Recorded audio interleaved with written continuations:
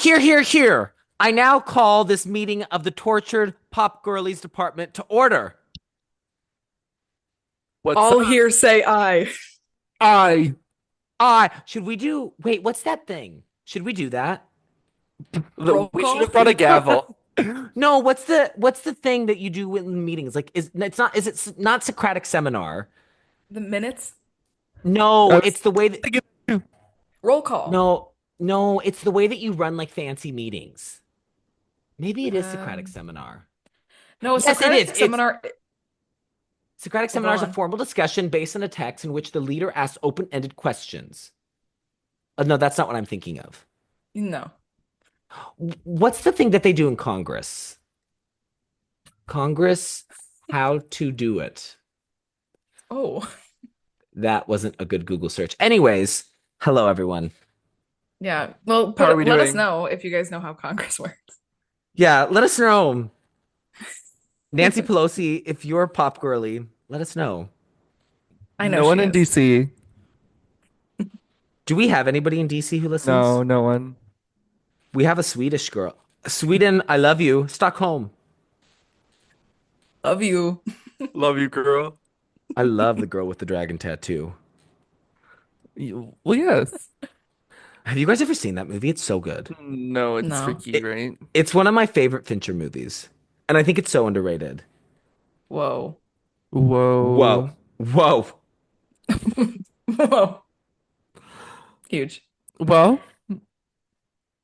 Well, How's Pop Girly Nation today? yeah, you Drew has know, Pop Girly Nation. you know, today was the day at work, but I'm really excited to just busy. I just I'm just really excited to just talk about Taylor. Just queen Really. out with the girls? Yeah, exactly. Good thing this is You a know, really like just a busy lighthearted, day, fun not a bad album. day, just a busy day. Yeah, Mm-hmm. it's a busy month. Yeah. Yeah. It's the What holiday about you, season. Maria? Good. Doing good. The weekend went by so fast. Um, so here we are. Monday again. It's Monday that we're recording. But yeah, I got a new winter coat. That's a big Exciting. update for I me. also got one. My mom got me one. Oh my gosh. Yeah, I've had the same winter coat since sophomore year of college. I finally got a new one. So Whoa. I feel like a new person, Is and it it's a great. goose? It's North Face. Oh, Shout out to Black Friday sales. yes. So, Levi, how so was your yeah. day? My day was good. I'm on my days off right now because I'm in performances for the play that I'm in. And Yes. we had our opening Yes. weekend that went so well, and it's a really I'm so grateful to be in it, but it's a very like exhausting show. So it's been nice to just kind of have like a few days to like not have to like Yeah, do that. for Both like sharks. physically and mentally, it's pretty exhausting. But I'm so happy. I have two more weekends of performances. My mom is about to become a temporary resident of Chicago. She is arrives on this Thursday, and we leave together the Sunday before Christmas. I can't wait Pointing to diva out. out with Uh, Marianne. she I cannot is. wait to meet her. I know, Maria, the Pop Girlies, just like emergency that's gonna happen when you two meet. And then maybe she comes to my dance recital too. Oh That's God, right. that's right. We have to do that. We have to go to the dance recital. It's because it's next Wednesday. Yes. At But we don't undisclosed know where it is. location. Wait, why are we being weird? Oh, so people don't come.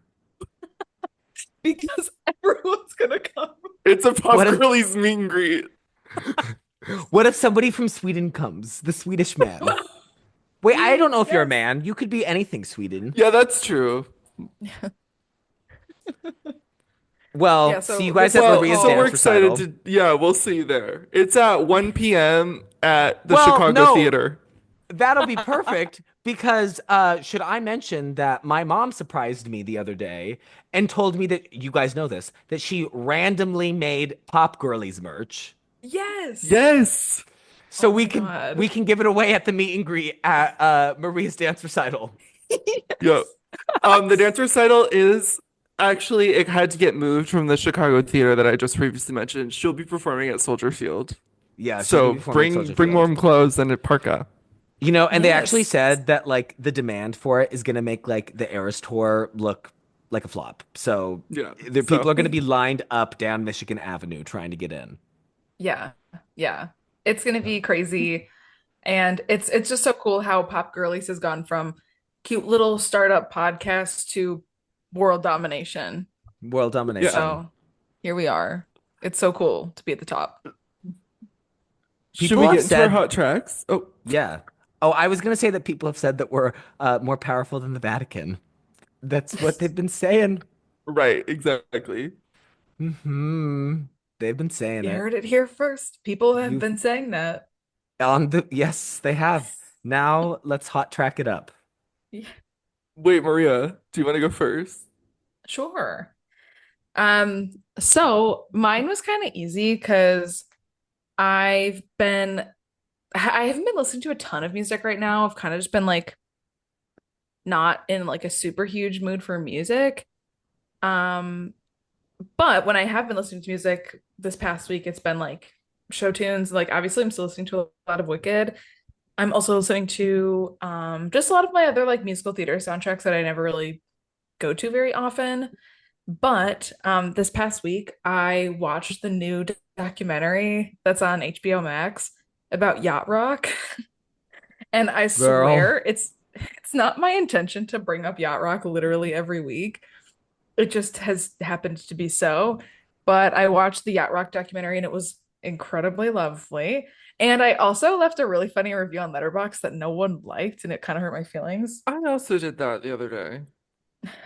Yeah, so like America, log on to Letterboxd and start laughing. But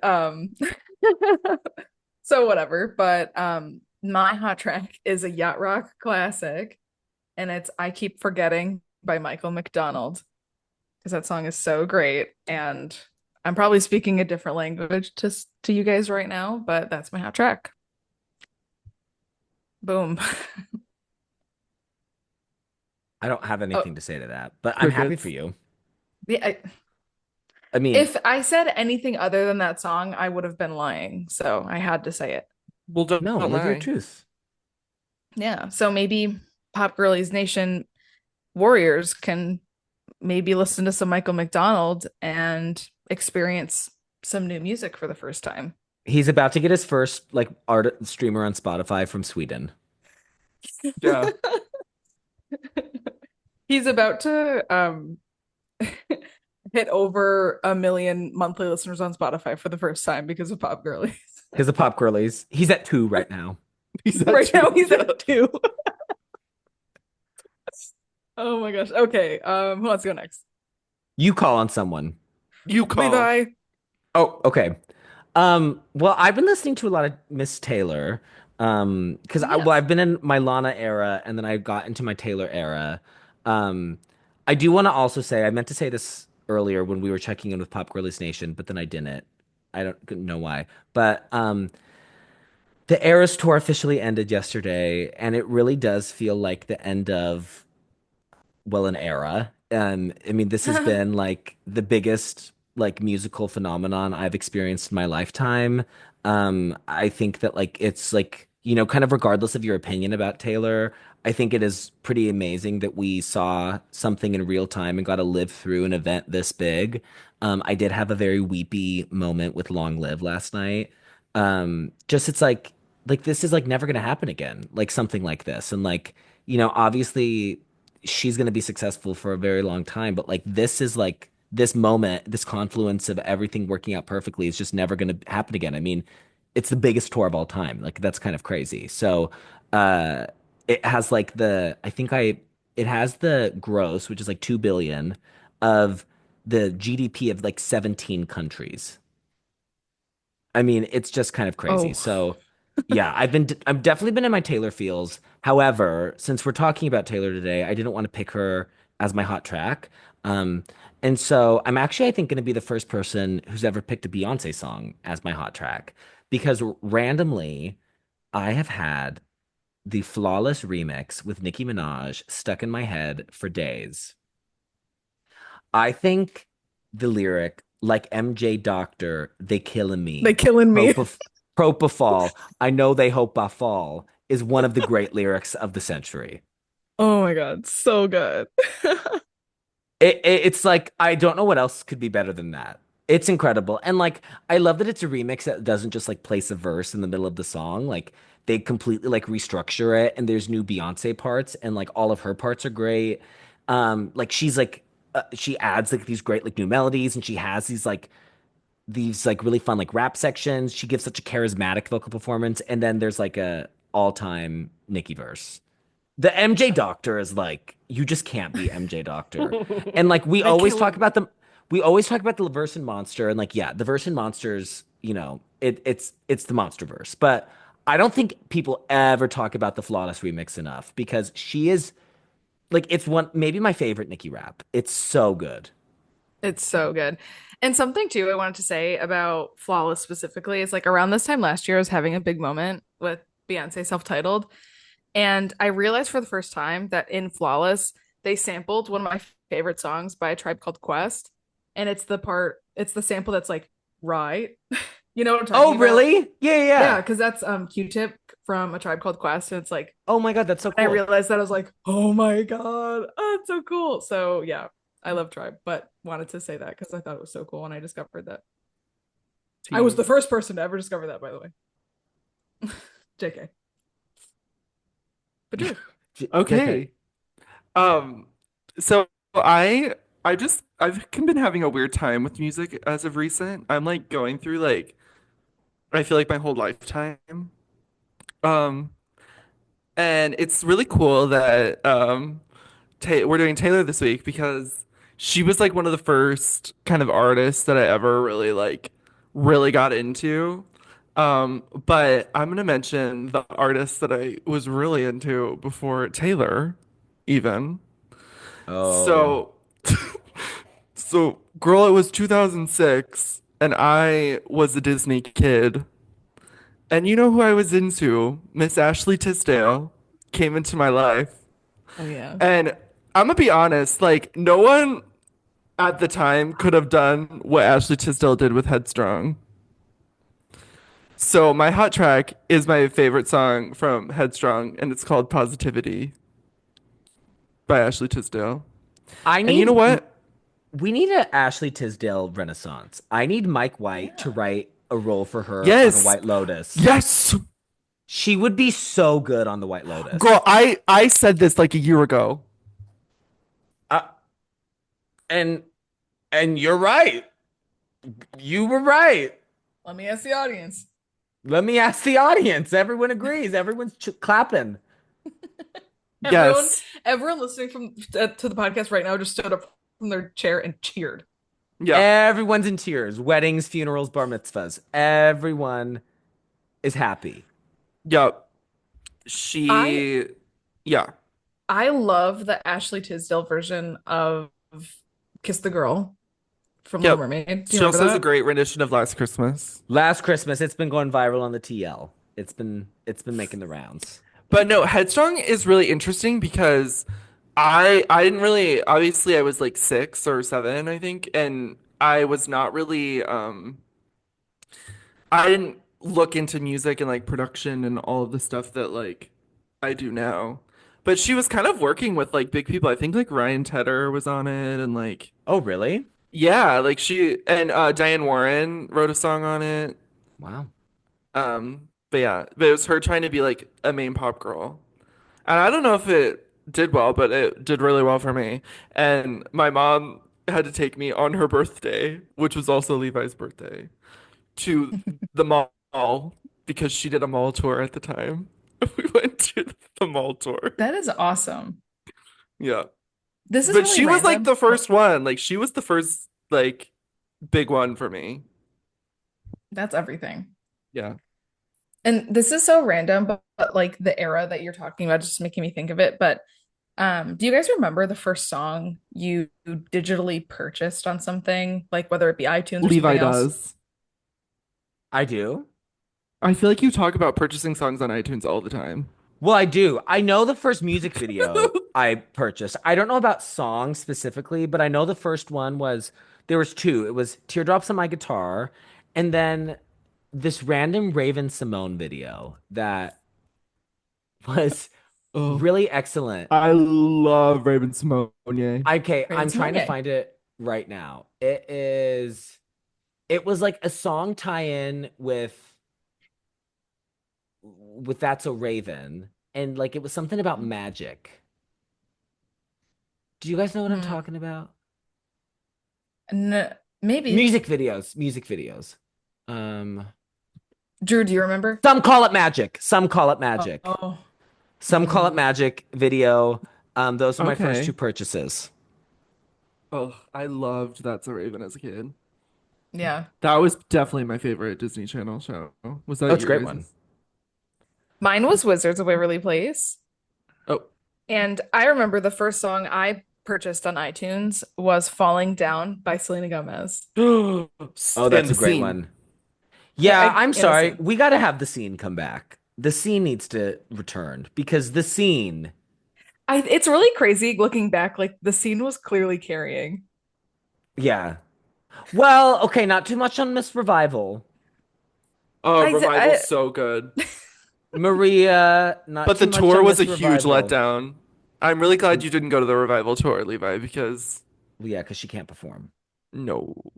I mean, she needs to get her SAG card revoked for whatever the fuck she was doing in Oh, Amelia Perez, inventing a new version of Spanish you. with the puffiest face that's ever been recorded on film. no, oh my God, you just gagged the two of us into silence. Girl, are you a Haley girl? No? No, I love Selena, but I'm just like, what are we doing? Because okay, something else that bothers me about Selena right now is why does she talk the way that she talks? Because that's not how she talks. She talks with like a closed mouth. Yes. It's like, yeah, and that's just what people want from me, but I'm just gonna do what I do. Like that's not how you talk. You used to talk normal. I don't know I what want. Do you happened. think it's health related? Her speaking, I mean, I don't know if that's how lupus operates.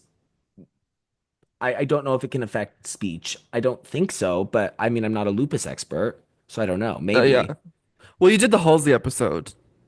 Yeah, right. So Oh, I you're a should I doctor. sh so I'm a doctor. Well, I work, where I work. I'm not gonna say where I work, but where I work, I'm a scientist. Um, yeah, I don't know. I am I a don't know. scientist.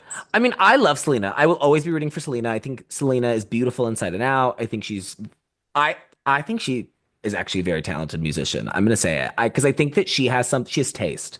She has great taste. I don't think you have to be like a producer or writer, blah blah blah. She kind of reminds me a lot of Britney in the sense that she always knows what to pick, and she knows how to curate a project. That's what I believe. I mean, like Revival is one of the best pop albums of the 2010s. It has to be said. It is. It has to be said. And I was so happy that it debuted at number one and Confident by Demi LaFlapo debuted at number two. I dive into the future, so I'm blinded by the sun. I'm reborn in every Born in every moment, moment. so who knows what I become. And I'm Boop, sorry, but like boop. anybody who has I mean, I could, but why would I want to, is an immediate Smash Legend hit. Yeah. And doesn't even have to make it the lead single to be a smash. And like, should it have been the lead single? Yes. Is Good For You the weakest single? Yes. Same old love, though. Whew. Are you so sick of it? I'm so sick of that. Thank you, Charlie.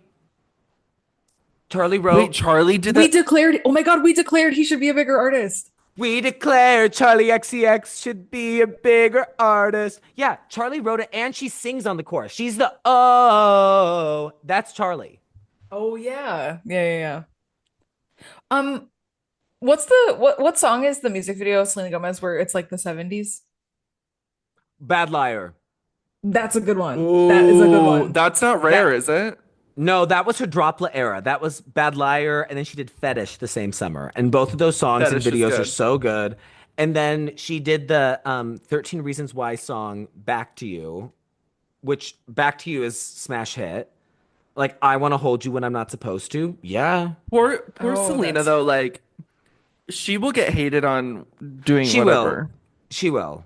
So I hate to contribute to the hate for Amelia Perez, and like I appreciate that she's putting herself out there. I just don't think she's playing because I actually think she's a really good actress. I just don't. I don't think she's playing to her strengths in that film.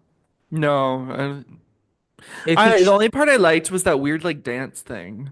Did you I like just that? Or... think. Well, I think that she should stick with English. I think that her strengths Yeah. as a performer lie in speaking the Well, language it that she just knows how to sucks speak. because but yeah, but but you're but but but exactly but right. the Year Without Rain Spanish version? That's true. Well, you got me there. Yeah. So Uh, good. D C. says, D says, who says D. Spanish? Mm-hmm. Oh, who says? Talk about a smash hit.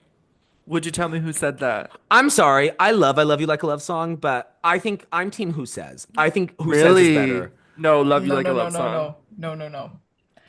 Okay, I'm funny sorry. thing, and then we can enter the department. But one of my friends has a thing from her childhood where at every family function, her entire family would make them, they would make her perform Who Says for them, like at every holiday. So now she's like, I can't, if I It hear it, was I such a like shut talent down. show song. It's Yes. such a talented song. But So like, like, could you tell me, so like, funny. literally, guys, could you tell me who said that? Yeah. Also, that song in "We Are Going to Monte Carlo." Do you remember that Monte Carlo movie? I Oh, never saw do it. I? Oh, I saw it in theaters in Seattle, Washington with my I aunt. saw it twice in theaters Why is with like Corey Monteith. Leighton Mister's kind of like incredible in that movie? Oh, she's great. Who's the other Okay, girl? she doesn't. I don't think she works anymore. I was gonna say it was Okay. Blake Lively, but it's definitely not. It's somebody who wants to be Blake Lively. Right. Okay. Okay, everyone. Attention! I hereby conduct this meeting of the Tortured Poets Department. This is a big one. This is a big one. This is a very, I think, interesting album to talk about. I'm very excited to talk about it with you guys because I think there's a lot to chew on here. I kind of know where Drew's going to come from. I have a feeling I know where Maria's going to land. I don't know if it's going to be in the same field that I'm landing in. But the thing that I'm excited about is because something that has irritated me beyond belief. Let me get on my soapbox for a second. I'm going to step on the soapbox. Irritating me beyond belief is the way that people have talked about this album. Because I think obviously, this has been a very polarizing album. There's a lot of people who are not into it. And I think it is perfectly fine to not be into it. I think it is perfectly acceptable to have like constructive criticism and like things that like don't work for you. However, so much of the criticism that this album has faced, this kind of related to our great impersonator conversation, has been such bad faith readings on this album and like so not what is actually like true about it. Like so many people are deliberately missing the point in order to criticize it. And they just want to like not like it because it's Taylor. There's a really great article. It was an opinion piece released last year around the like AI like sexually explicit photos that were being made of her. If anyone remembers that, where it talks about how there's a Taylor-sized hole in people's ethics, and while like liking an album or not liking an album isn't ethical, I do think that is true. I think that like a lot of people just like there's something about her that just irks people. And I think that we really saw that with this. So what I'm excited about is I think even if there are negative opinions shared, I trust my pop girlies for them not to be stupid, dumb, hater, loser opinions. Because I think that like there will be basis for opinions and there will be thought opinions. I will say though, to the haters and losers and ugly people of the world who are the tortured haters, you are not welcome here. Log off. Block us on Spotify and Apple Podcasts. We do not. You're cut off. We don't want you here. That's my spiel to the haters and losers. Does anybody want to add anything before we do a rundown of the department? No. I don't think so. I mean, I think in what we talked about too, again, like you said in the Great Impersonator episode, is like you can be critical of something and it's okay to not like something, but I think there also has to be space for you to admit that like this wasn't made for me, so it makes sense why I don't like it. And it's like, I mean, obviously Taylor Swift I think is palatable to a lot of people, like the majority of people, but then it's also like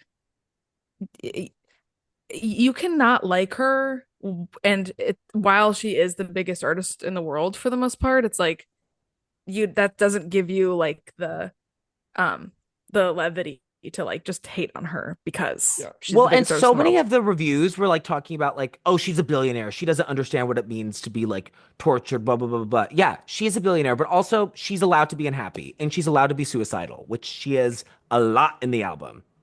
Well, and that's what makes this album so great to me because she was just like so unafraid. Well, I'm sure you'll get into it, but like I think it's just so her. The Yeah. lyricism is so her. And it's just like, oh, like sorry that like a very well written album is not for you. Sorry you have to be given like basic pop to like something. Hmm. Like is that too far? No. I also would like to say, Paste Magazine, Paste Magazine, you Oh are no. the grossest, nastiest, most disgusting excuse of journalism. Because Paste Magazine, let me tell you about Paste Magazine. First of all, Paste Magazine wants Taylor to be killed by grenades. I don't know what the fuck she ever did to them. I don't know whose cereal she shat in, but she did something because Paste Magazine gave Lover a pan back in 2019. My beef with them goes back to 2019. They gave Lover a pan. So, first of all, stupid. Second of all, it's another bad faith criticism. Their review of Lover is so crazy. They said that like she was being like misogynistic and a bad feminist because on Cornelia Street she talks about being in the kitchen. And they're like, yeah, she's saying that women need to go back into the kitchen. When she talks about like being barefoot in the kitchen with her boyfriend. Oh, Like, so they got a lot of criticism from Swifties. And I have a whole spiel about Swifties that I will get into about my opinions. But they got a lot of criticism from Swifties for a stupid opinion that is not real. And then because of that, they were like, "Oh, we got so much hate for the Lover review that we are going to not post the author where this review for Tortured Poets Department is going to be anonymous. We are not going to reveal the identity of the writer." And that anonymity just allowed them to completely shit on it in every single regard. And I'm sorry, being a journalist, the first part about being a journalist is you have to stand by your work. It's called integrity as a writer. You have to be willing to like stand by your opinion, stand by your work. And I think it is really, really lazy. I think it's really cowardly to dog on something and just, say it's, I mean, it literally like makes fun of people who think she's a good songwriter. Like at one point they say this is your generation's best songwriter. Like really? I mean, they think it's hollow, they think it's rushed, they called it unrelatable. And it's like if you're gonna dog on it so much, like stand by it. Stand by your opinion. As the poet laureate Alyssa Edwards once said, if you want to be batty batty, be a rowdy rowdy bitch, stand up and be one. But girl, don't be weak sauce. girl, don't be weak sauce. Also, random, but like music, it doesn't have to be relatable. Writing doesn't have to be relatable in order for it to be good. Relatability does not equal good. So that's silly and stupid. And also, it is Torture Poets Permit is relatable. Like, I'm It is sorry. Like, relatable. it is. I'm Like, sorry, I'm sorry. just because you didn't have to be sent away doesn't mean that it's not relatable. Some of us have been there, and some of us have been sent away. Not naming names, but it's happened. Yeah, yeah. Okay, so are we ready? Yes. Okay, so I kind of covered the first part about what I was gonna say, so I'm just really that's blanket to say fuck you, Paste Magazine, fuck the haters and losers, and I love my pop girlies, and I'm ready to talk about the album.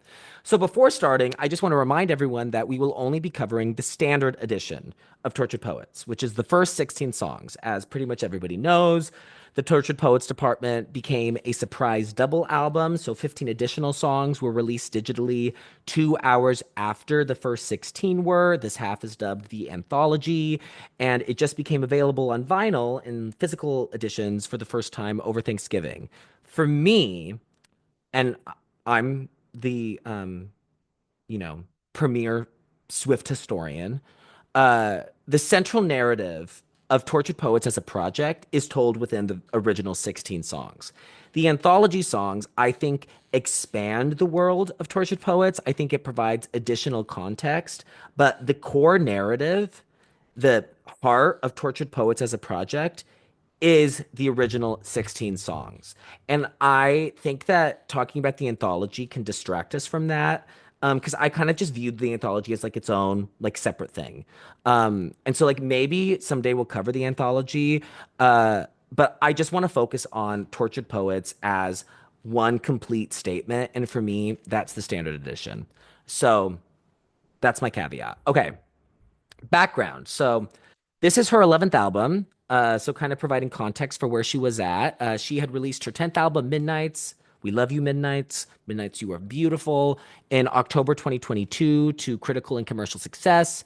And then she began the Eras Tour in March 2023, and it became a cultural juggernaut that is widely regarded as unprecedented in the music history, highest grossing concert of all time. Like I mentioned before, it has a $2.077 billion gross across 149 shows on 6 different continents.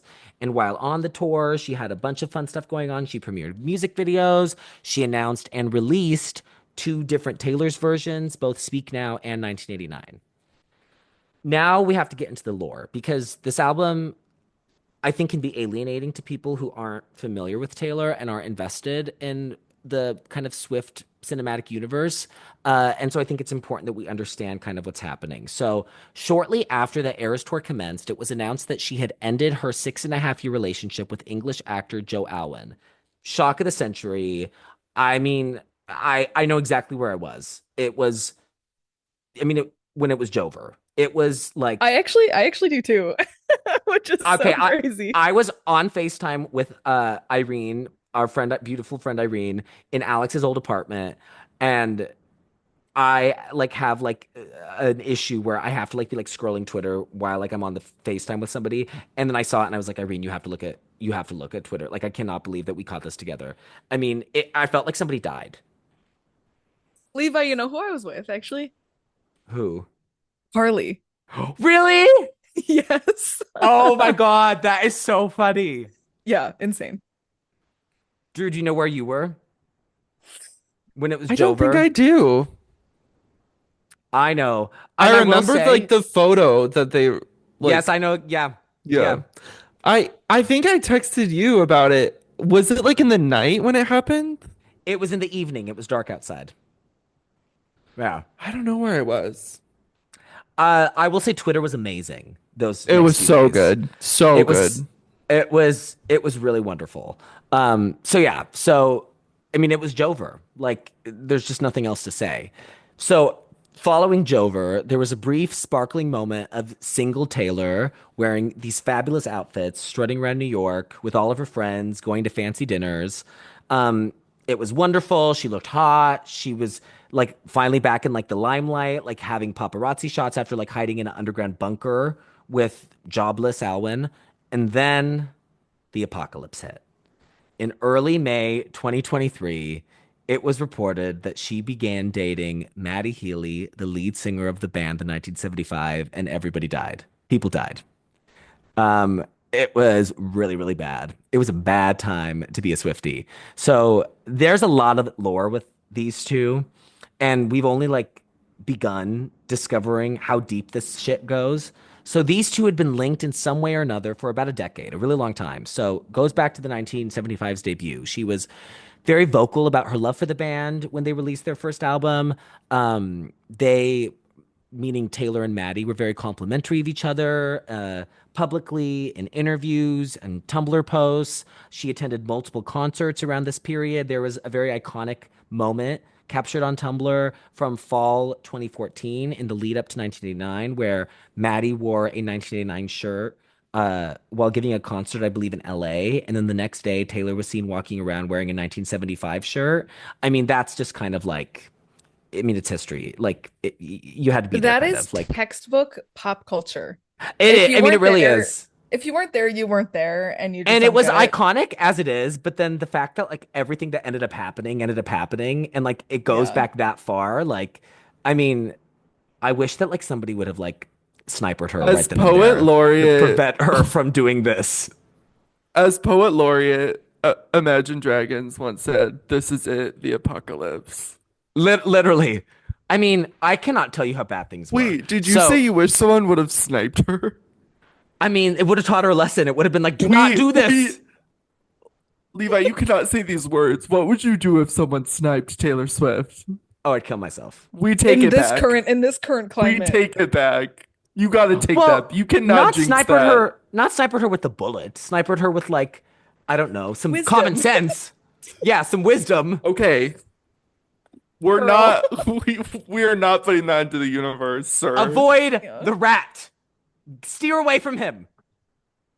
Go away. God, Ready. what is it with me and like wishing harm on the people that we cover on the podcast? We need you get extra security on PJ and we need triple security on Taylor right now I because of mean, I Levi. think we all know how I feel about Miss Swift. Like, I think we all know that I would go to federal prison for her, and I would. Yeah. And there's like, and I'm there's nothing. I would say that ironically about pretty much everybody except for her. Like, I would, I would do anything that she asked me to do. I really would. Environmental major would like literally I'd pollute the pour, universe. I would literally pour buckets of oil into the Pacific Ocean if she told me to.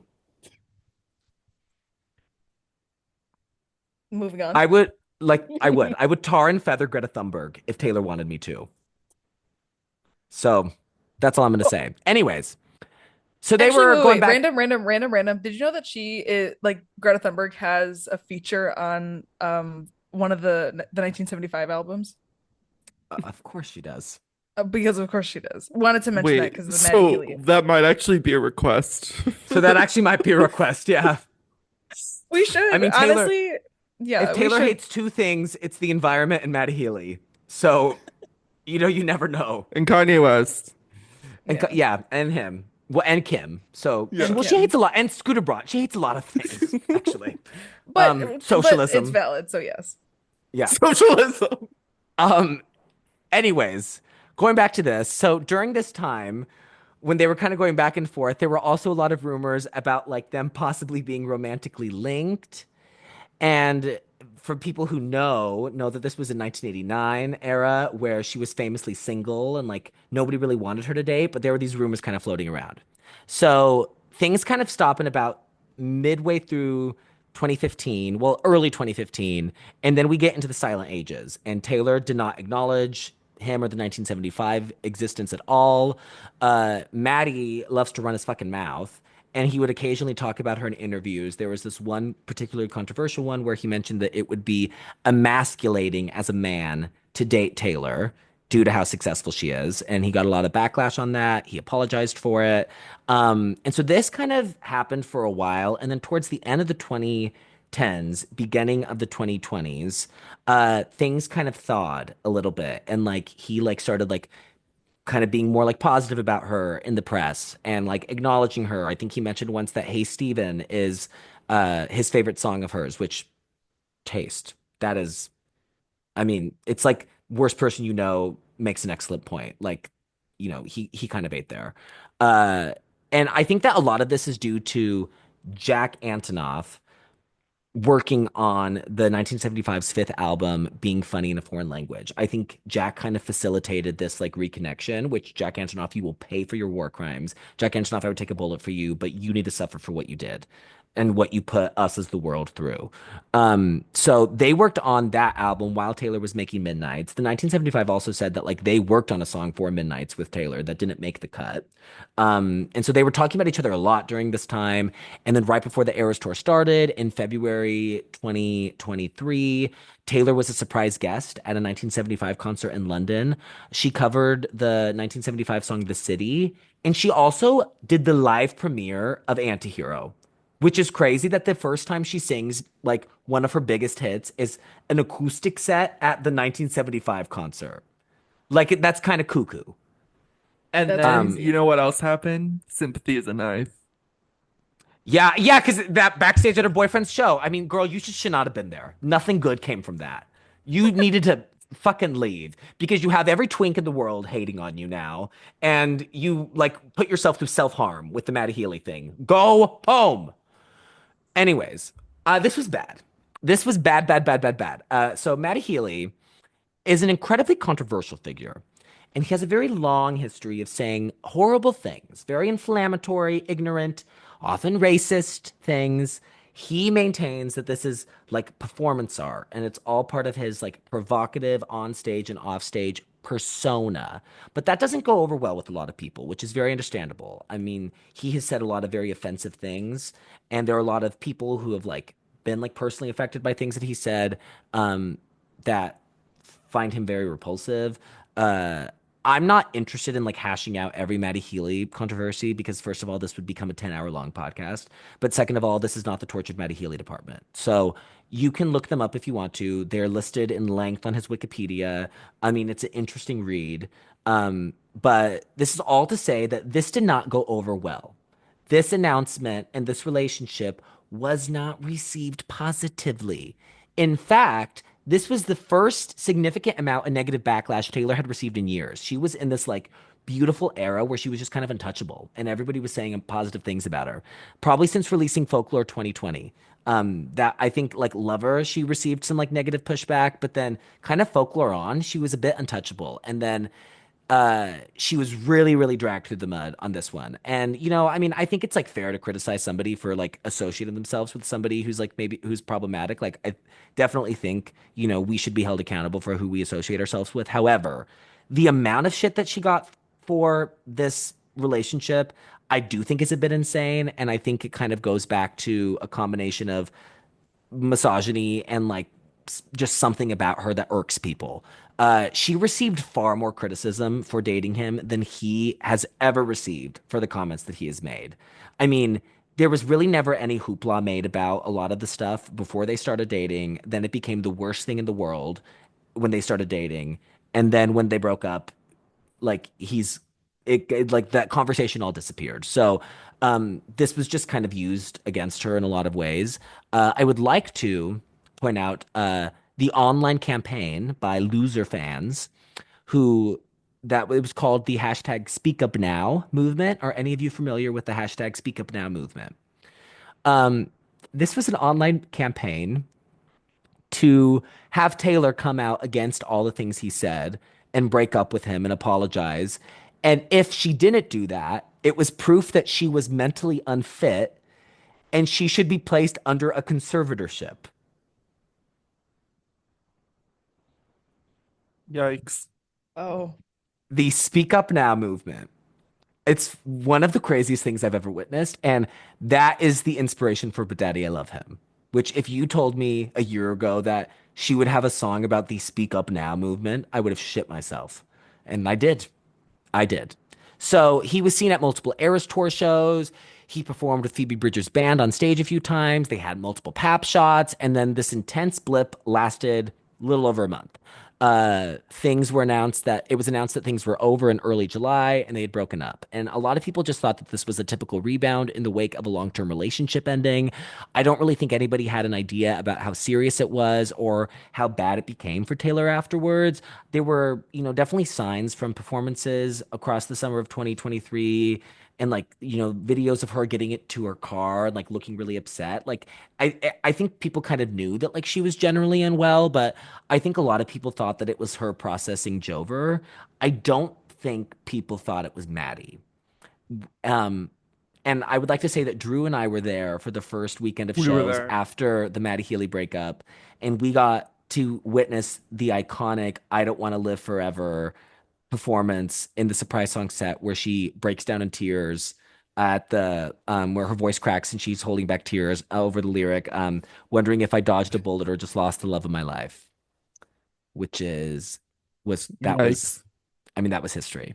So, while all of this was happening in the summer, and then obviously the end of the story ends happily because by the end of the summer, she becomes connected with Travis Kelce, and then they go public in the fall, and now they're America's royal first couple. So the story has a happy ending. But while all this was happening this summer slash fall of 2023, Taylor was seen constantly going in and out of Electric Lady Studios in New York, which is Jack's studio of choice and a place where she has recorded a lot of music. There was debate in the fandom over whether this was for a re-record or an album, and now we know that she was creating the Tortured Poets department. And at the 66th Grammy Awards on February 4th, 2024, Taylor won both Album of the Year and Best Pop Vocal Album for Midnights, which that was the first win of the night. And during her speech for Best Pop Vocal Album, she gagged the world and she announced the Tortured Poets Department. So, expanding a bit more on the album, I'm going to have more to say when it gets to our opinions, but just kind of setting things up. So, like I said, it has 16 songs, 65 minutes long, and I was having a hard time pinning down the genre.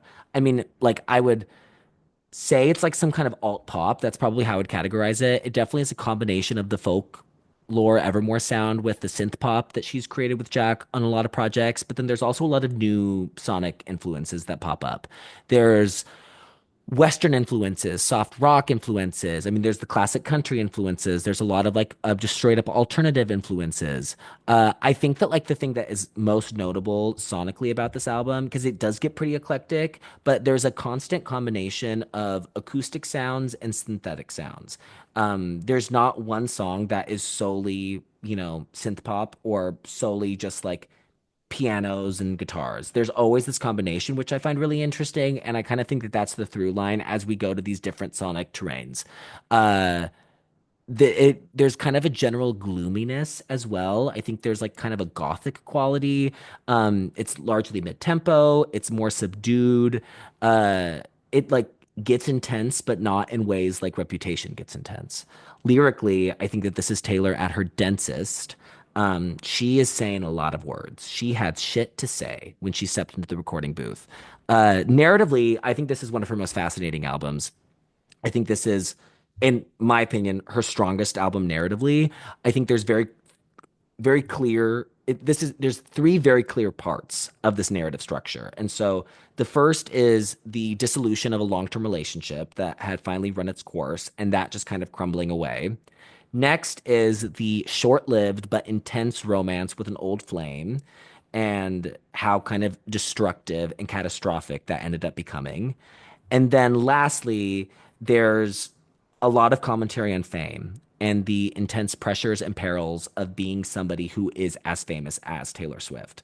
And so the narratives of the relationships, I think, are presented pretty chronologically. And then the foundation that they rest upon is this commentary on fame and the way that it's affected her mental health. There's a lot of really interesting metaphors and imagery used throughout the album. She uses prison metaphors a lot to describe the relationship with Joe, to describe the relationship with Maddie. It's a lot of asylum metaphors, mental health metaphors. There's a lot of religious imagery throughout the album, which I think is really interesting. And yeah, lots of depression, suicidal ideation, which, Taylor, we love you. Also, a major part of the album's lyrical content and kind of identity is the use of humor. I think Taylor's always been a very funny writer, and I don't think she gets enough credit for it. I think she can be so funny. And I think that this is easily her funniest album. A lot of songs have really big punchlines. I think the chorus of But Daddy, I Love Him is like the best example of that. And then even the title of the album is funny. In the context of the song, she's using that phrase to make fun of the person she's singing about and also herself. And the whole point of the song is that they aren't tortured poets. They're modern idiots. They're stupid. And so there's definitely a tongue-in-cheek aspect, and like the seriousness of kind of the aesthetic of the album is a bit knowing. I think she's kind of being self-serious on purpose. And she's also referred to this as her Female Rage album. I definitely think it's her most defiant statement that she's ever made. The central collaborators are Jack Antonoff and Aaron Dessner. Jack worked on 12 songs while Aaron worked on five. They worked on one song together, But Daddy, I Love Him. And then additionally, this album has collaborations with Post Malone on Fortnite and Florence and the Machine on Florida. Prior to the album coming out, she referred to this record as her lifeline during an era stop in Melbourne. She said it was a reminder of why songwriting is so integral to her life and that she never needed songwriting more than she did writing this record. And I definitely think that you hear that sense of catharsis throughout the album. And so before this album, every record that she'd ever released had a written prologue in like the front of the physical editions that kind of sets up the context and themes of the record. And then this time around, it's a bit different. So there is an introductory poem on the physical editions that's written by Stevie Nicks, which is very good. I encourage people to go seek it out. But then there's the summation poem, which is at the end of the physical copies, written by Taylor. And I think that this summation poem is essential to understand the album. I don't think that you're going to get it in the way that you should without reading it. And in a lot of ways, I kind of wish that it was an introduction and not a summary and a summation because I do think that like it really helped me knowing what this album was going to be going into it because I read this before I listened to the record. And I think that I can speak for a lot of people when I think the general consensus is that prior to the record coming out, I think people thought that it was going to be like a really big breakup album about Joe. I think people thought that Maddie would maybe factor in like one song at most. And I don't think anybody could have predicted the actual narrative of what this record came out to be. So I would like to read the summation poem just because I think it's essential to kind of understand this album. So, in summation, at this hearing, I stand before my fellow members of the Tortured Poets Department with a summary of my findings, a debrief, a detailed rewinding, for the purpose of warning, for the sake of reminding. As you might all unfortunately recall, I had been struck with a case of a restricted humanity, which explains my plea here today of temporary insanity. You see, the pendulum swings, oh, the chaos it brings, leads the caged beast to do the most curious things. Lovers spend years denying what's ill fated, resentment rotting away galaxies we created, stars placed and glued meticulously by hand next to the ceiling fan. Tried wishing on comets, tried dimming the shine, tried to orbit his planet, some stars never align. And in one conversation, I tore down the whole sky. Spring sprung forth with dazzling freedom hues. Then a crash from the skylight bursting through. Something old, someone hallowed, who told me he could be brand new. And so I was out of the oven and into the microwave, out of the slammer and into a tidal wave. How gallant to save the Empress from her gilded tower, swinging a sword he could barely lift. But loneliness struck at that fateful hour, low hanging fruit on his wine stained lips. He never even scratched the surface of me. None of them did. In summation, it was not a love affair, I screamed, while bringing my fists to my coffee ring desk. It was a mutual manic phase. It was self harm. It was house and then cardiac arrest. A smirk creeps onto this poet's face because it's the worst men that I write best. And so I enter into evidence my tarnished coat of arms, my muses acquired like bruises, my talismans and charms, the tick, tick, tick of love bombs, my veins of pitch black ink, all's fair in love and poetry. Sincerely, the chairman of the Tortured Poets Department. So the release of the album. The album was released on April 19th, 2024. It broke her own record for most streams on Spotify in a single day with 314 million streams, debuted at number one on the Billboard Hot 200 with 2.61 million units sold. It's the second largest opening week in Billboard history, only behind 25 by Adele. With the release of the anthology vinyls, it just got its 16th week atop the chart. It is her longest running number one album. Fortnite was released as the lead single. It has the highest amount of streams for a song in a single day in Spotify history with 25.2 million streams. Debuted atop the Billboard Hot 100 and it has stayed number one for 2 consecutive weeks. Like I mentioned earlier, the critical reception was very polarizing. I think this is easily her most polarizing release since Reputation. The initial reviews largely said that the songwriting was very, very good. I think that is pretty much consistently praised with her. However, there was a lot of criticism for its length, for some of the production. I think the themes and kind of thematic content polarized a lot of people. However, in like the months afterwards, I think it has already begun to be a little reassessed by people and has has started to become more appreciated. It was noted that a lot of the initial reviews focused more on her image rather than the music. And kind of like we mentioned, this reception is part of a larger trend of the music criticism that we talked about on The Great Impersonator. And lastly, this album is currently nominated for 5 Grammys: Album of the Year, Record and Song of the Year for Fortnite, Best Pop Vocal Album, and Best Music Video for Fortnite. So that's the Torture Poets Department. and I am really excited to hear what we think about things. I'm actually going to throw a curveball. I'm going to go to Maria first. So, Whoa. Maria, tell us what you think about the Tortured Poets department. Were your ears Yes. tortured? Who knows? Oh, who knows? Well, we'll find out. So, going into my thoughts, um, just to start off, I think I listened to this for the first time like the week after it came out, and I listened to the anthology, like I listened to the whole thing, like plus the anthology. And I think because of the 30 plus tracks, I think I was already a little disenchanted from like, whew, that was a lot. Maybe I should have done myself a favor and listened to not all of it in one sitting. Because I think I was like, oh gosh, I just don't know when I'm gonna want to come back to this because that was a lot. So who knows? Maybe I did myself a little bit of a disservice, but I do remember upon my first listen, like, the song specifically that I resonated with the most and all that sort of stuff. But all that to say, I listened to it for the first time and I didn't listen to it again until like listening to it for this episode.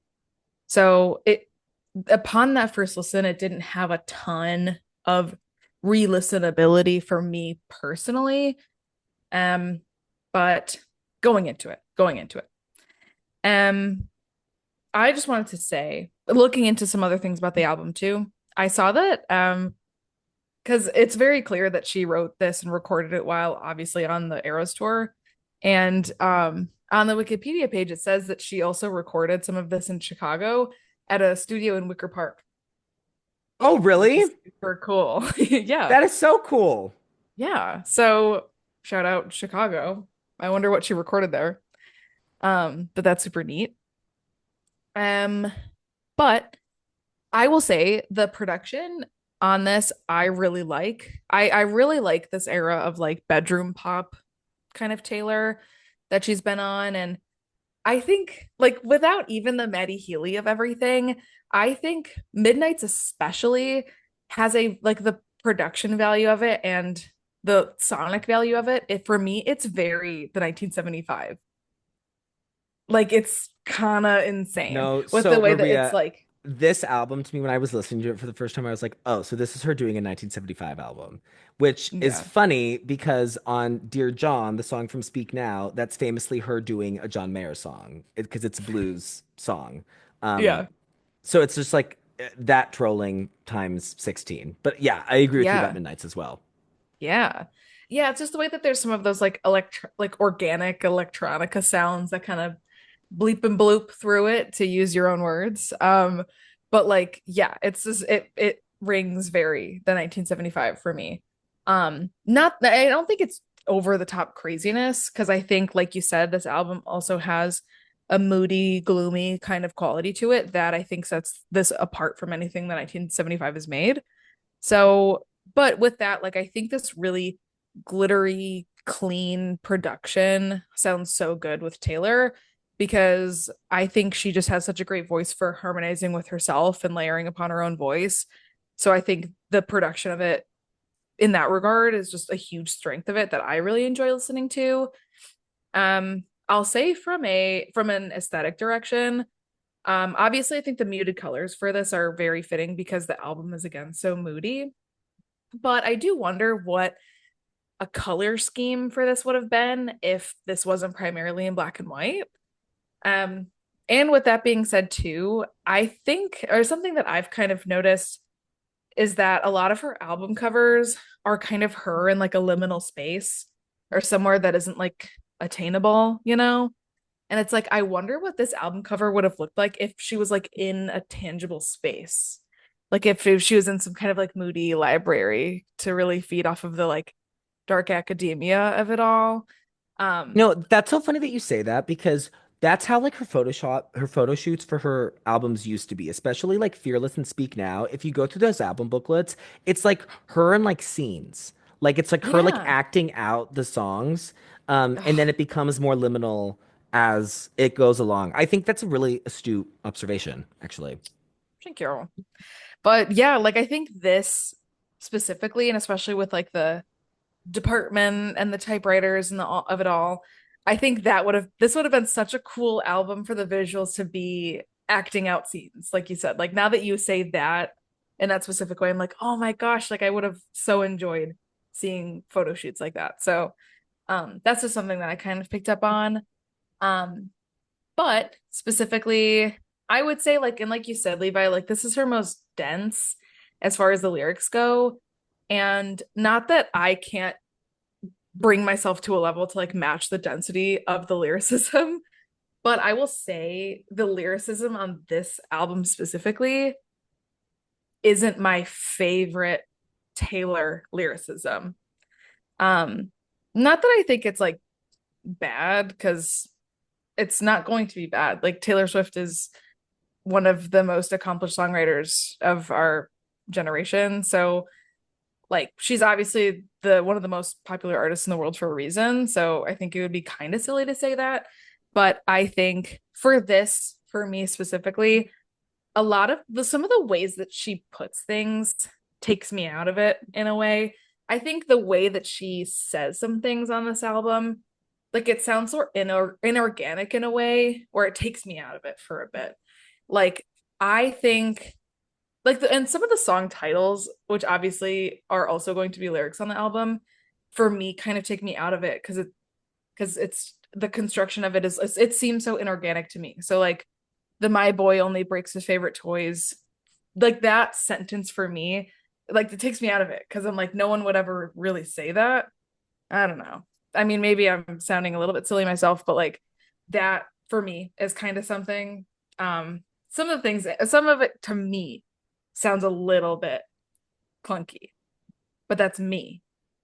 So, Maria, Swifty you have Nation, said to me like 1,000 times, are you worried for your life? I am literally worried for my life. So I'm like I am just trying to really hone in on the Swifties, fact that this Maria is my has opinion. immunity. Maria cannot be touched. I have Swifties, immunity. no It's bomb threats. that's my opinion. So You are protected. yeah, so it's my opinion. But some of the lyrics on this are like a bit of a miss for me. But that's not to say that I don't understand the points that she's trying to make. So plunk. So but I will say I think the word department, it right out the gate takes me out of it. I personally hate that she used the word department. I think that's a really out of place word to use in the album title and in a song. It's a really awkward word to sing, and I think it's not a very catchy word. I just wish the word department wasn't in there. No, for sure. So, Pop Girlies, it's a podcast This is about our taking me opinions. back to my thoughts on Ray of Light. This is taking me back to my 143 thoughts and how I think Centipede should never be sung in a song. Yes, that's exactly what I'm saying here. There is a difference between department and centipede, though, I would like to say. I Miss suppose. Maria, only one of those makes you think about a creepy crawly bug. Well, yes.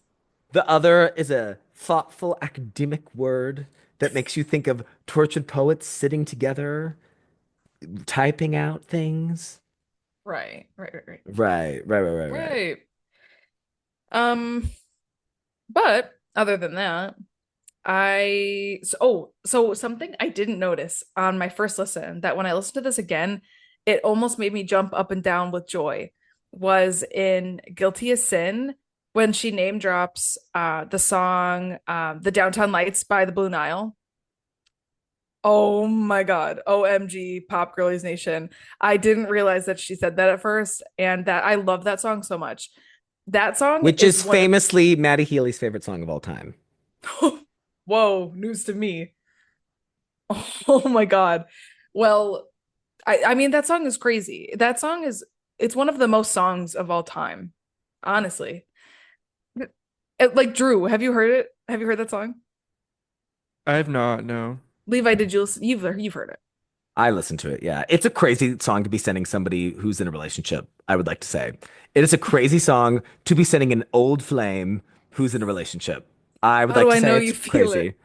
Like How do I I know you feel it? I mean, I would have lost my damn mind too if that was going on. If I was stuck in a cage with, most boring man alive and then crazy rock star Matty Healy sending me this song, I would have lost my shit too. Yeah, Absolutely, I that's would have. crazy. Yeah, so incredible song. I was on a flight earlier in the fall in the evening time, and I was listening to the song as I was just watching the world beneath me, and it was kind of magic. Highly recommend. But I just love that I didn't realize that she said that song at first, and it made me so glad. Um, but that's really what I have to say though. I think the music video for Fortnite's pretty cool. Um, like the aesthetic direction of that's pretty neat, so love that. Um, but one of my anecdote to finish off my section here is I think one of the most incredible displays of physical comedy I've ever been able to witness, aside from Oh Mary, is Levi and Scarlett doing Who's Afraid of Little Old Me and acting out the part where he pretends to That have no was me teeth. as well. Oh, sorry. Dude, were you doing that? Yes, I literally was doing it the whole time. I do think I did it first. You guys can fight about who did it first, but whoever did, you both did it and it was funny. That's all I'm trying to say. Oh my All right. God, Well, Drew. tell the rest of it. No, that's it. Took out all her teeth, and then it's you two doing the gums with the with your lips, pretending to Who's have no teeth. afraid of little me?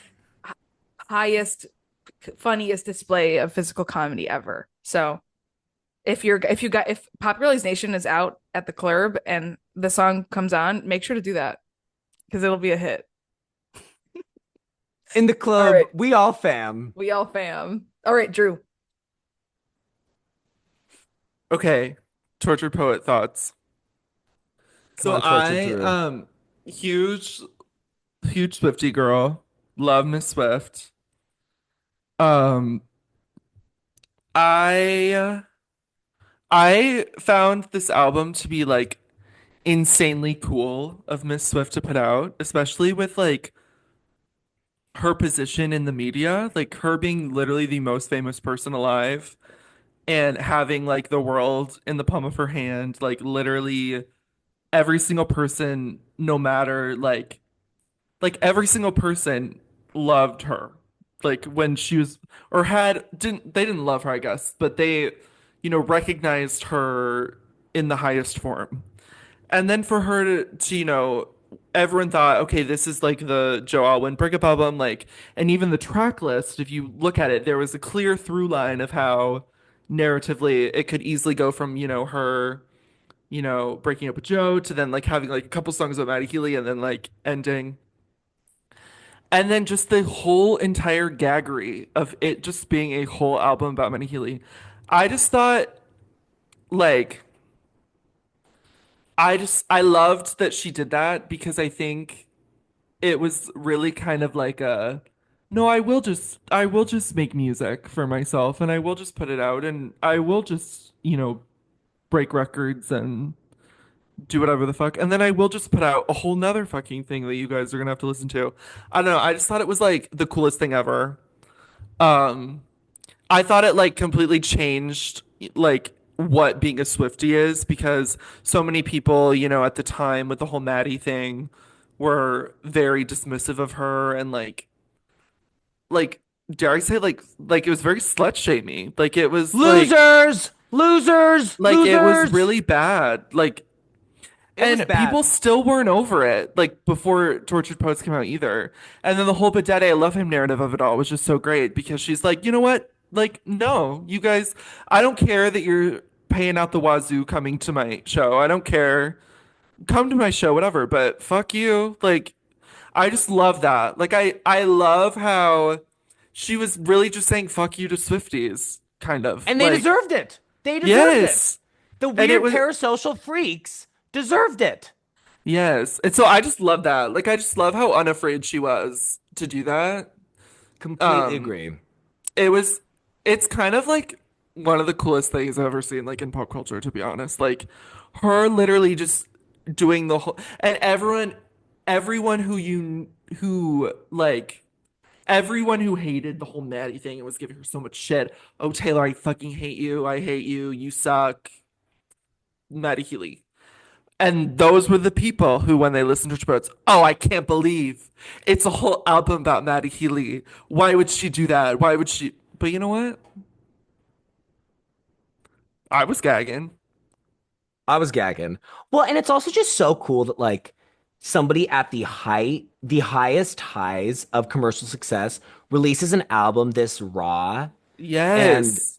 honest and vulnerable. I mean, it's also like I would like to say, she does not paint herself in great light No, throughout a lot no, of this album. I just find that very cool. I completely agree with you, Drew, and I don't think it's something that she gets enough credit for because I don't no. think a lot of other artists of her caliber experiencing that kind of success and that kind of like adulation would release an album that paints them as like a crazy lunatic Well, who is stupid. no one would have released, no one in her position would have released anything about Maddie Healy if they would Something have that's dated him. messy, something that's provocative, Yes. something that she So knows is going to make people mad. Yeah. yeah. So I loved that. And like literally at the time it came out, I was like, this is like the best thing she's ever put out. Like I was just so gagged by it. I thought it was like insane. And I still think it's really, really great. I just over time I have kind of distance from it, not intentionally. Um I do kind of see like a little bit like there might be a couple songs that I'm not really like insane about as I am the other albums, but like her pen is just like insane. Like there's no beating her pen. She is the greatest songwriter alive. Like and that's something that like you're just not gonna get from anyone else. And yeah. And I love the imagery. Again, it's not like my favorite photo shoot of all time, but it's at her level. And that's the thing I think a lot about this album. Like, while it might not be my favorite or while it might not be the most baity towards me, it's still at her level and her like it's not like a downgrade by any means. So yeah, and I'm kind of interested to see what she does next because I think with a lot of the kind of criticism with the sound, like not really changing up her sound, she always has to like go literally create a new genre. So I'm really interested to see what she does next. Because I think it's gonna be like a genre like a huge genre switch up. So Drew, the amount of spillage that I'm soaking wet with how much you just spilled. Oh, well, not like that. Oh, God. With bro, like you are just water. saying The words. spillage. Spillage.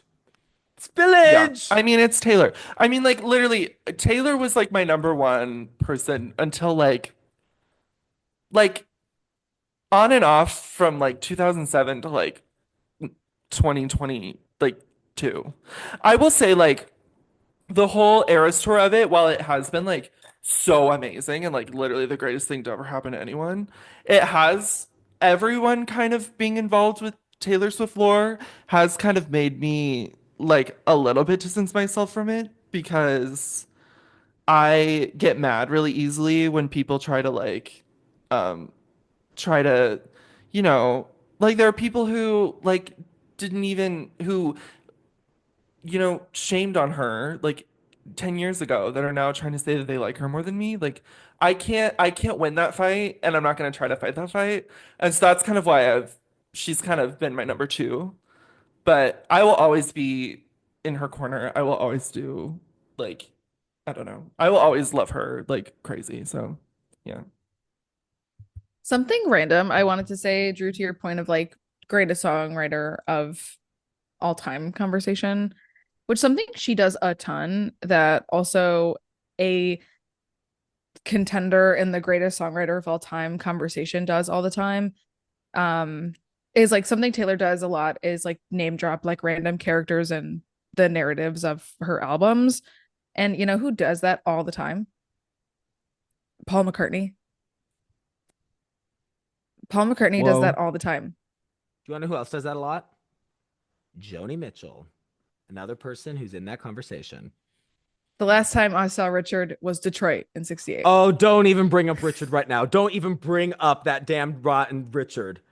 Which, do you want to know what's so funny? So Taylor in Speak Now era, which was like her height of like Joni, because that's when she was during the Speak Now tour when she was making Red. That's when she was at the height of her Joni Mitchell standing before Joni Mitchell like hated her. And now they have like a beef. But she would write song lyrics on her arms during the Speak Now shows, and she wrote "All good dreamers pass this way someday." Hiding in vitals behind dark cafes, which is like she wrote Oh, that, and she had multiple Joni lyrics. She yeah. had "I'm on a lonely road and I've been traveling, traveling, traveling." But Oh, Joni's always in her heart because that fucking Midnight's promo shoot, that was literally she was Joni Mitchell in that. Well, have you seen the tweets about how Taylor is Joni taking the substance? And it's true. respect the Whoa. balance. Respect the balance, and Joni is not respecting it. Taylor's respecting it. Joni's not respecting I it. cannot believe you just said that. I think it's true. Like I do think it's true. Whoa. Whoa. Okay, chairman Okay. of the Tortured Poets Department, it's your time to shine. Well, I just have to say, Drew, like I've literally never been more in love with you than what you just said. Like I was about to start speaking in Were you tongues. expecting that?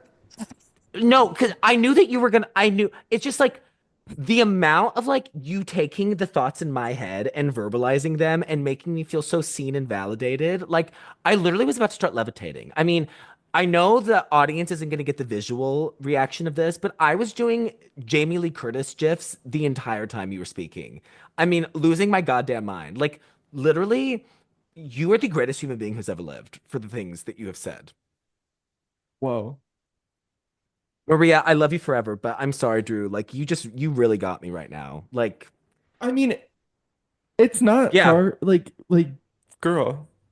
it It's just because it's it's tortured poets. so much of it exists in my head that to hear somebody else say it makes me feel seen and heard.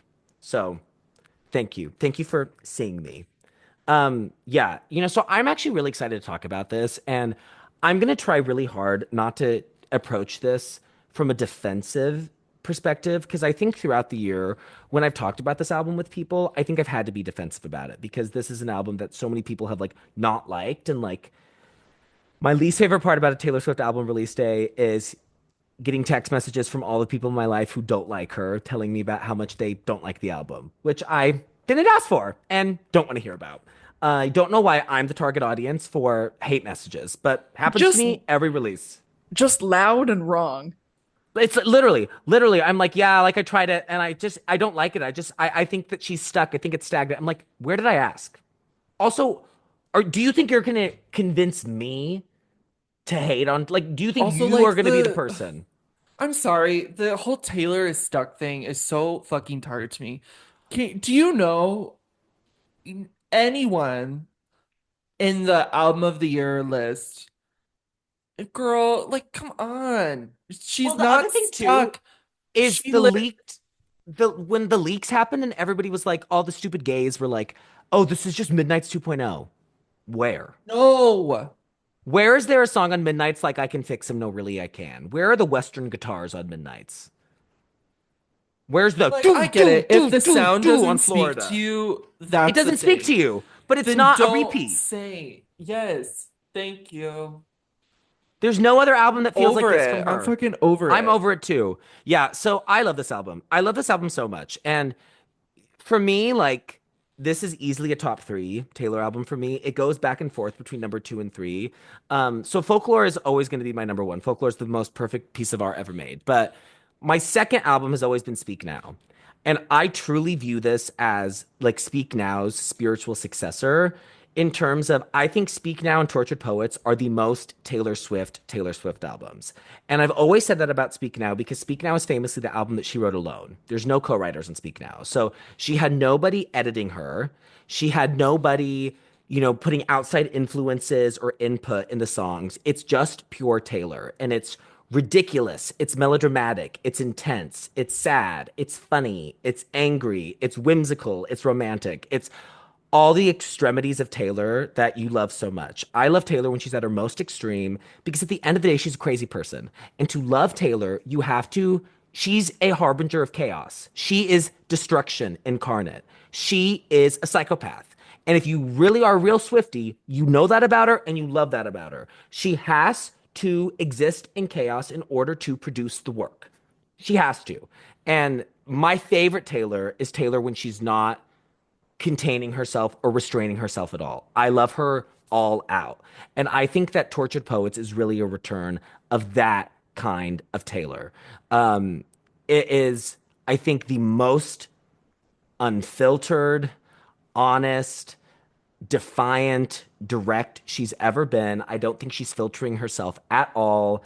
Um, I think it really feels like what it would be like to be in her mind. And to me, this is the first record that I think she truly made for herself. I mean, she's very notably talked about how, she can sometimes like get influenced in her creative process by like the reactions of the previous work. And she kind of like lets that inform herself. She like allows that to kind of like be benchmarks to like clear, or she challenges herself based on feedback that she's received.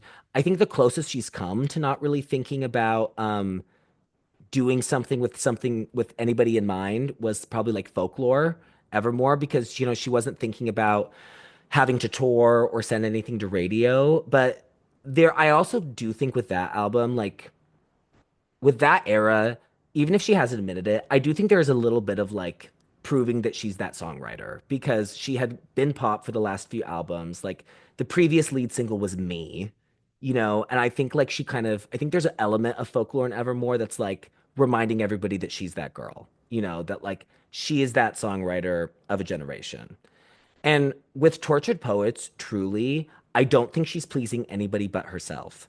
And as somebody who loves that side of Taylor, who loves pure, undiluted Taylor, it was truly so joyous to listen to. This is one of my favorite first listening experiences ever. Same. This is a melodramatic album. This is an intense album. This is theatrical, it's fatalistic, it's up and down. I mean, I felt like I was going on a roller coaster. I remember like having to turn off my headphones after Clairbow ended for the first time, like unable to breathe. I was just like, what the fuck did I just listen to?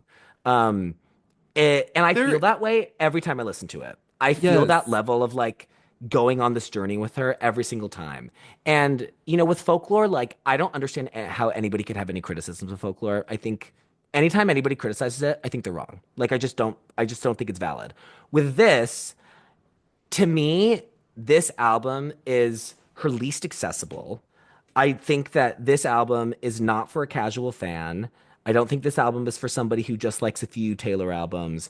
I think that this album is most rewarding when you've been a fan for a long time, when you know like when you're able to recall Tumblr posts from 2014 about Maddie Healy. Like that's the level of crazy that I think you have to be in order to truly appreciate the album, or not even appreciate, but just like get it.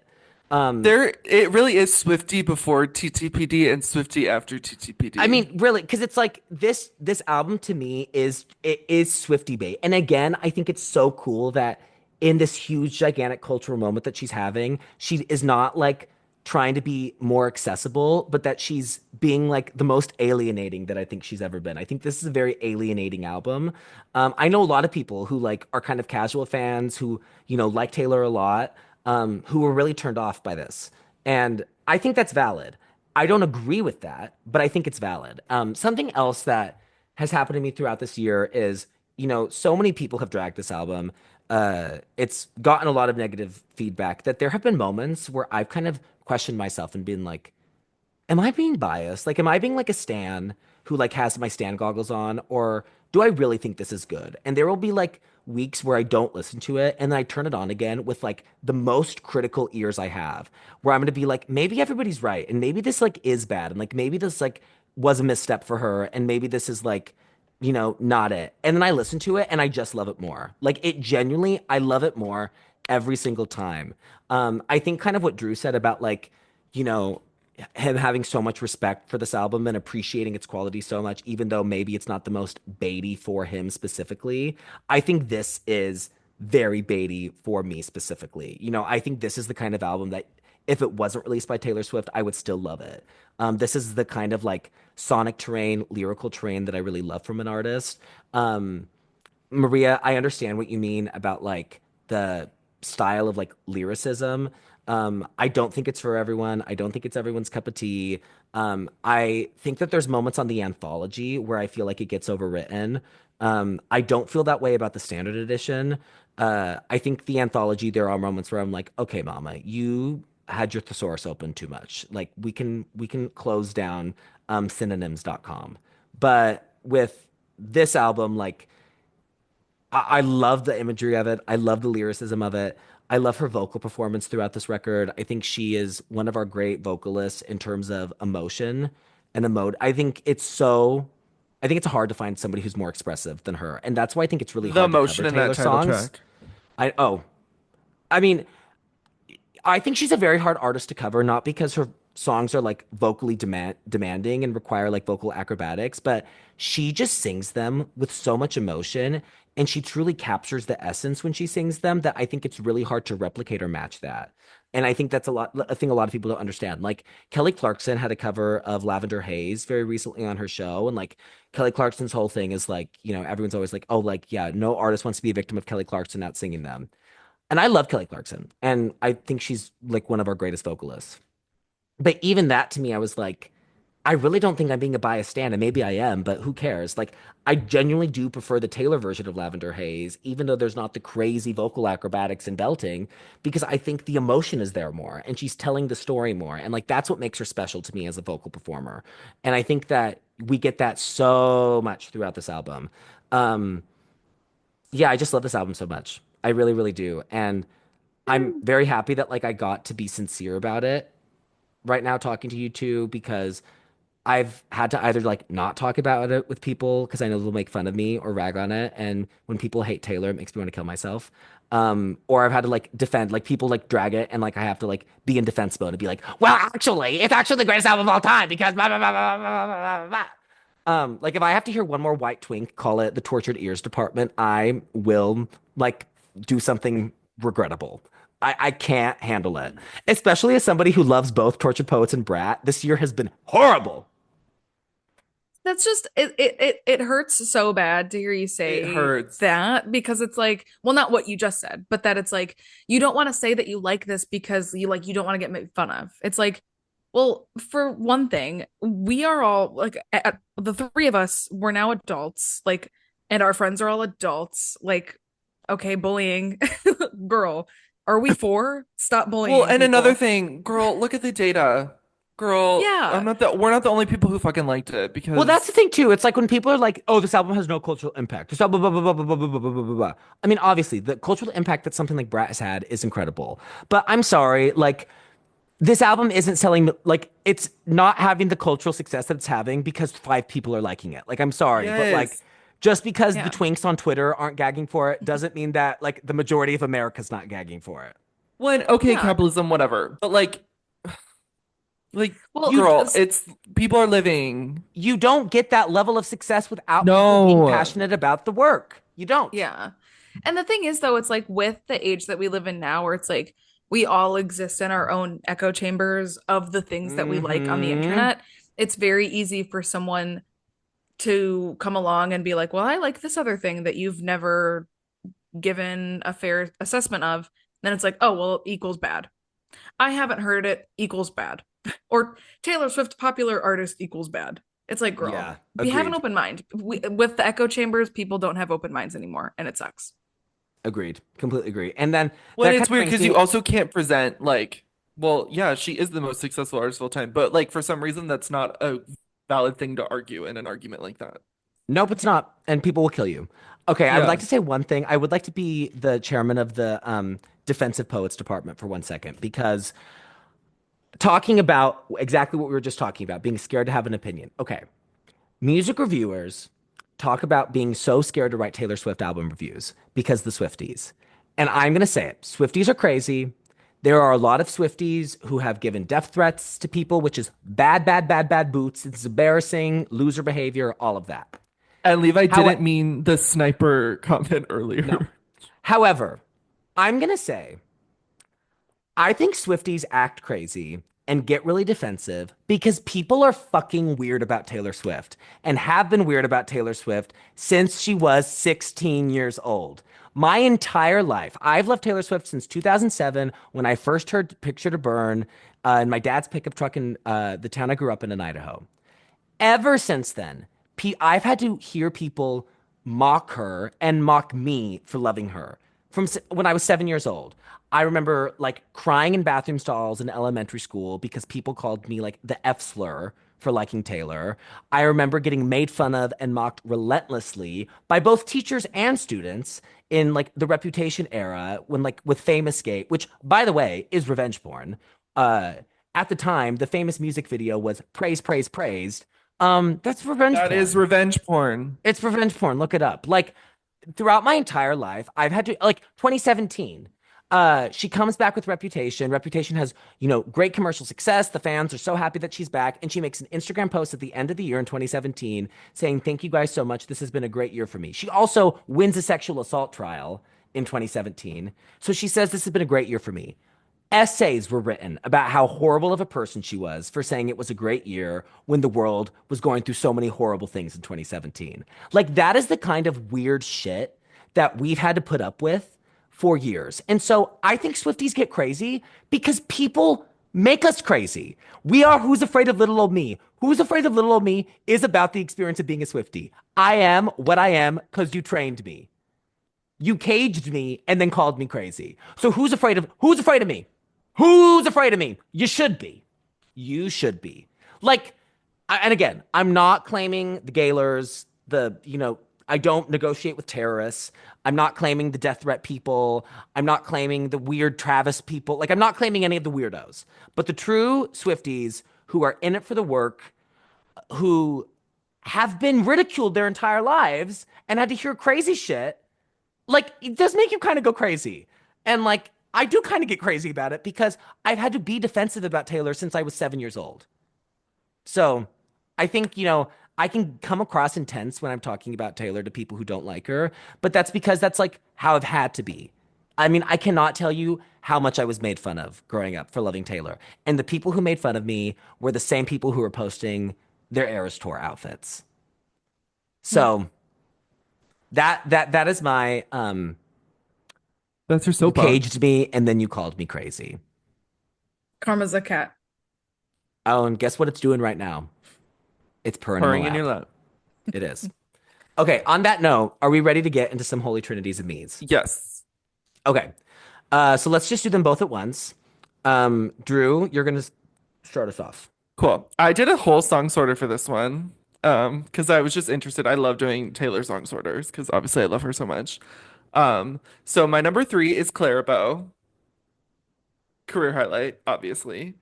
My number two has my new favorite Taylor Swift lyric of all time. Just saying. My number two is Fresh Out the Slammer. When she said swirled you into all of my poems, Oh, I I freak out every time I listen to it. I cannot Wait, I'm believe. shocked that that's not your number one. Oh no, girl. Why? I thought your number one was gonna be your number two. I'm shocked that that's not your number one. No. I cannot like the gat I can swirled you into all of my poems. She swirled that man into all of her poems. And she And did. another thing we didn't really talk about, which like I'll just like touch on because, it's been a long episode, but the whole fact that now, this ratty Healy of it all, um, now, we're going back into Midnights and noticing like all of these things and like especially like Cardigan like It is so is about sobering Maddie and like having to realize that Midnight songs are the level of dread I felt in my which makes stomach when I Midnight realized so. that Maroon was about Maddie Healy. My beautiful, sweet Maroon is about the rat. But like, doesn't it make like Midnight so much like richer? Yes, and that's why I love Midnights because Midnights is an evolving document. Oh, Midnights is alive and breathing. But that's for the Midnights episode that will be yep, coming soon. yep. So my number two, Fresh Out the Slammer. Number one, Guilty as Sin. there is nothing that is the most Taylor Swift chorus of any Taylor Swift chorus of any time. So then, Drew, is the title track like four for you? No, I in the new song sorter, it's actually like 8. Wow, because it used to be like It used to be high. really high. But like the songs that are above it have been like growers. Like Who's Afraid of Little Me, Daddy I Love Him, and Fortnite are Because all above it. when when it was first released, you were not gagging on Who's Afraid of Little B. You were The not tour gagging for it. performance got me, girl. The tour performance. Yeah. God, seeing that Um, live was like I was levitating. yeah, yeah, yeah. Her on the And Roomba. Yeah. my number 16, unfortunately, is LOML. Okay, Drew, you have to explain yourself with this one. You know how much I love you, but I find that to be completely baffling. I don't Yeah. understand that at all. I think like expectation going into the song, I was kind of expecting it to be like, because it was the only song in lowercase. So I was like, ooh, it's gonna be like a cute, like, it's gonna be like Taylor doing like a cute TikTok. Like, I was expecting like an alt pop moment, You but make a like, cup of coffee for your yeah, head. something like that. Like, I was expecting it to be like, and again, I fell for it. Like, I fell for the chronological moment, like, in the track listing. I thought it was gonna be like a cute song about like Travis or like something like that. And it was like literally, it's probably the most depressing song on it. I don't really like the melody of it, if I'm gonna be completely honest. I know, I'm sorry. I don't find it catchy. I don't. I mean, the lyrics are obviously it's Taylor Swift. Her pen is insane. Drew, it was legendary. It was momentary. It was Yeah, I know. necessary. Yeah. I just find it crazy that it's your last. Like, I get if it's not your cup of tea. I mean, the last 3 for me are like, okay, like I What are mean, your last three? Smallest Man, Alchemy, and LMMO. But LMOL. all the That is rest foam at the mouth. LOML being last. I'm sorry, Drew. I would literally kill people for you, but that is cuckoo. That is so crazy. I know. And it always has been last. It always has been. That's the thing. I used to have hope for you that you would see the light, but you are committed to a life of sin, I guess. Yeah, it's also really long. It, Okay, I'm gavel. okay. I'm Thank done. you. Thank you to the Secretary of State of the Tortured Poets Department. Now to the Treasurer, Maria. What is your Holy Trinity and what is your me? I'm gonna be so real. I think after this, I don't deserve. I'm not gonna be deserving of a title in the Tortured Poets department. Oh, dear Every time Lord. every time I am discussing something with Levi that like is controversial, I just see Maria's hand go on her head like and I'm crumble. literally having a panic attack right now because I'm so scared. But okay. But Drew, wait, your number two was Fresh Out the Slammer, right? Yeah. Drew, we have the exact same Holy Trinity. Well, You're that's when. lying. That's a win. So number three, Clairbout. Number two, Fresh Out the Slammer. Number one, Guilty as Sin. Oh my God, exact same order. Wow. Yeah. Taste. And I'll say I Taste. didn't do a song. I didn't do a song sorter for this. I had to trust my heart on this one. I had to for that third place slot for me. I had to go through every possible battle. Yeah. Literally, like my Me. stomach's in my chest for what the me is about to be. Um, Is it LML 2? Like, what is it? no. It's song eight. What is it? Florida. It's Florida. Oh, okay. I've seen that from a lot of people. It's Like Florida. chats and reacts, I their know. like least favorite is I, Florida too. I love them so much, but I think they're stupid sometimes. My heart Maria, rate actually got fast, like having to say that. That I've seen Florida be people's yeah, least I favorite have seen it. before. I'm not honestly like I'm not as mad I about think that as I it's am about LOML because I find LOML baffling. I think it's the whole baitiness of it. Like I think Florida is just not for some people. Something you haven't mentioned, Levi, is that like Florence is literally like your number two.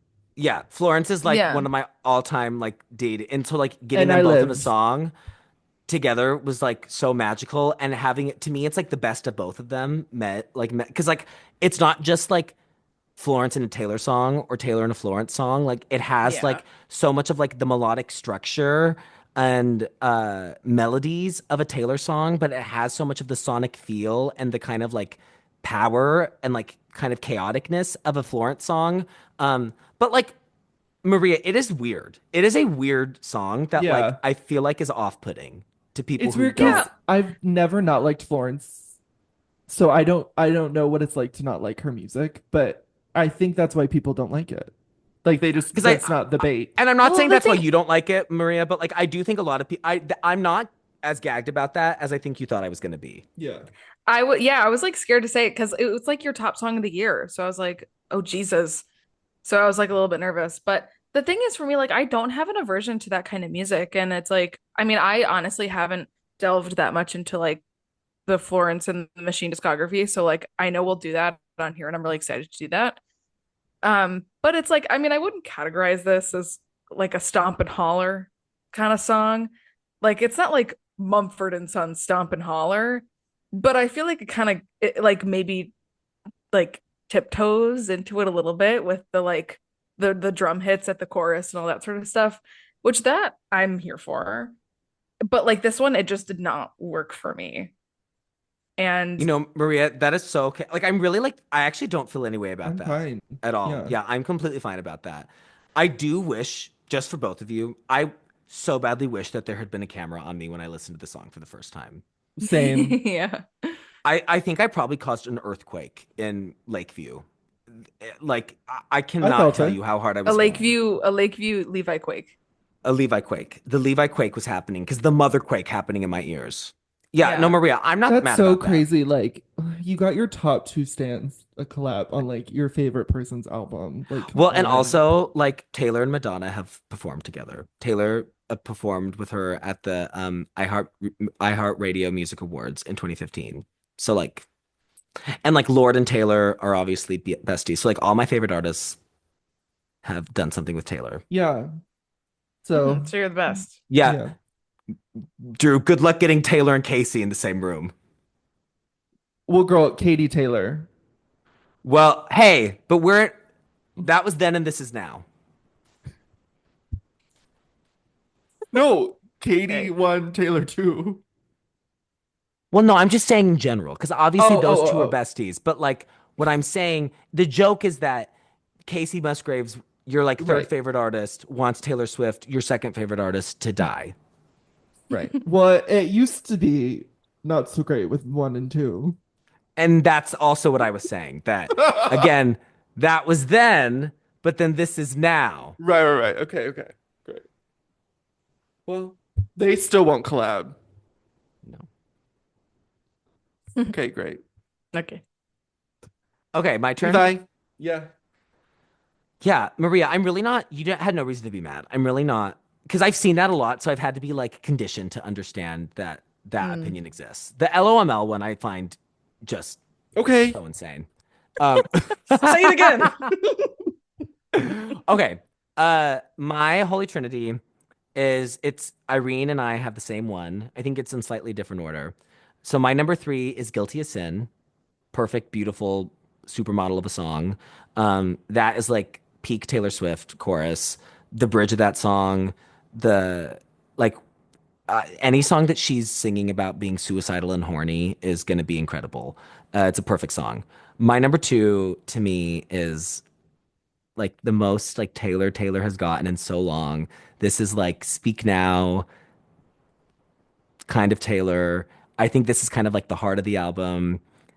To me, this album like is Taylor, and like if you don't get it, like I don't think you can call yourself a Swiftie. I'm not saying this has to be your favorite, but like if you don't get the song and you don't feel that like rush in your stomach when you listen to it, I don't think you're a true genuine Swiftie. And that is But Daddy I Love Him.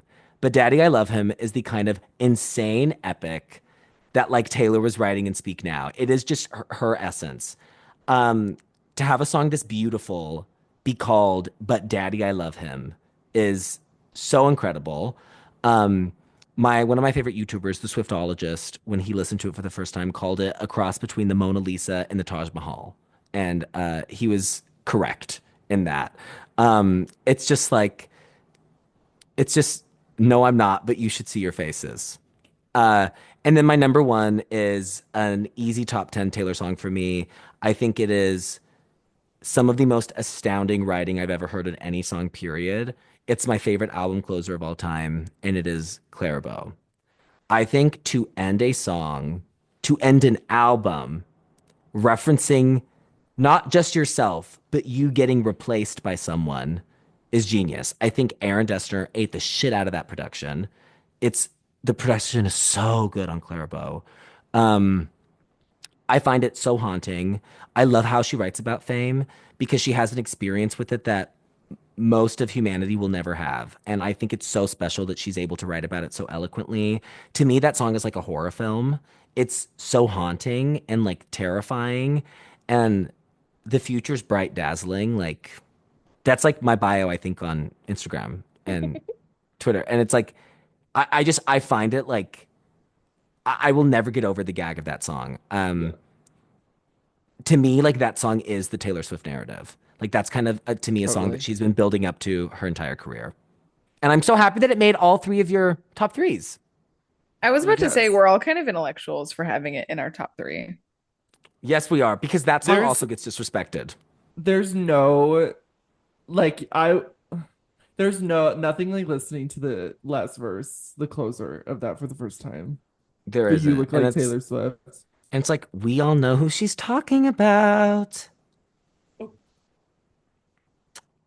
Of you look like Taylor Swift, but you have more edge, which she never did. Miss Rodrigo. Oh, See, I didn't immediately get that. Oh, to me, I was like, oh, if I was Olivia Rodrigo, I would block her ass on Oh, every platform. well, she probably has. I mean, she probably has, yeah. Um, it's oh. kind of funny that like Olivia is to Taylor what Taylor is to Joni. So maybe Olivia is Taylor taking the substance. Yeah. Oh.